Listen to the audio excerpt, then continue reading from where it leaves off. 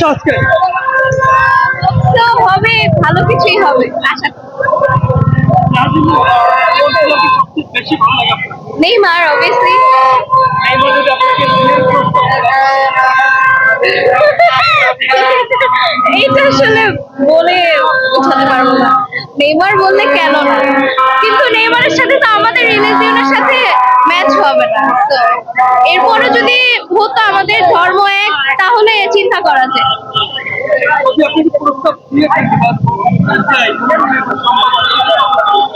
অবশ্যই অ্যাকসেপ্ট করবো, কেন না?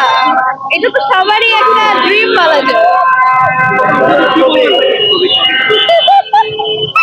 ওকে দেখে তো নিজেকে মানে আমি আসলে এক্সপ্লেন করতে পারছি না।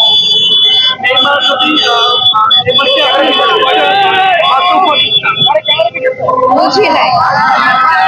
কি হয় আস্তাগফিরুল্লাহ, এগুলো তো আমি জানি না। আমি এসব বিষয়ে কোনো কথা বলতে চাচ্ছি না।